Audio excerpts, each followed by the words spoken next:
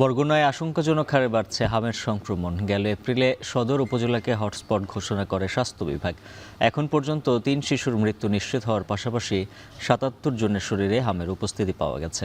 পরীক্ষাগারে পাঠানো নমুনার প্রায় ৩০%ই হাম শনাক্ত হচ্ছে। এ বিষয়ে আরও জানাতে যুক্ত আছেন সহকর্মী সুজন আকন। সুজন, জানাবেন সংক্রমণ প্রতিরোধে কী ধরনের ব্যবস্থাপত্র দিচ্ছেন চিকিৎসকরা?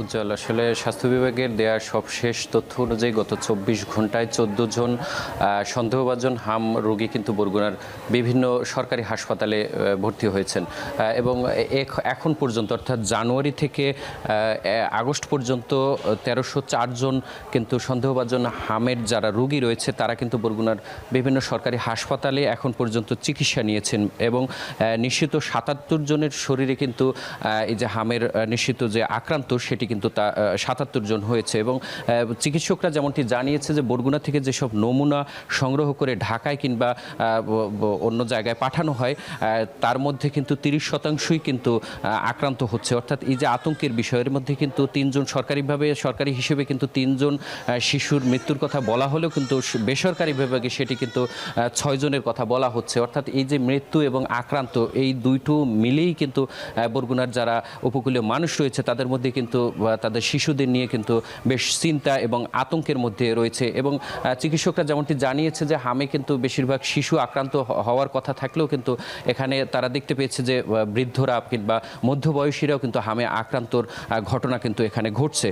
এছাড়াও কিন্তু আরেকটি বিষয় জানিয়ে রাখি, বরগুনার যে ২৫০ শয্যা বিশিষ্ট জেনারেল হাসপাতাল রয়েছে সেখানে কিন্তু বর্তমানে কোনো শিশু বিশেষজ্ঞ নাই। একজন মেডিকেল অফিসার কিন্তু তিনি শিশু ওয়ার্ডে ৫০টি বেড থাকলেও কিন্তু সেখানে প্রায় ১২০ থেকে ১৫০ জন পর্যন্ত রোগী এখানে থাকে। পাশাপাশি কিন্তু হামের যেসব রোগীরা রয়েছে তাদেরকেও তার চিকিৎসা দিতে হয়। সব মিলিয়ে কিন্তু এখানে ওষুধ কোনো সংকট না থাকলেও কিন্তু এখানে চিকিৎসক সংকট কিন্তু একেবারে তীব্র আকার ধারণ করেছে। চিকিৎসকরা যেমনটি বলছে যে এই হামের যারা লক্ষণ যাদের মধ্যে দেখা যায় তাদের কিন্তু অনেকেই রোগীর স্বজনরা তারা কিন্তু অনেকটা দেরি করে চিকিৎসকের কাছে কিংবা হাসপাতালে নিয়ে আসে।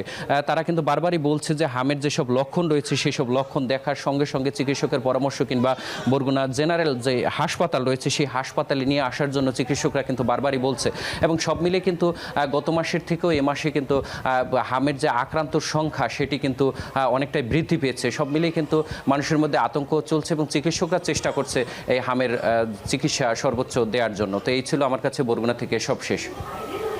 বরগুনা থেকে হাম সংক্রমণের খবর জানাচ্ছিলেন সুজন আকন।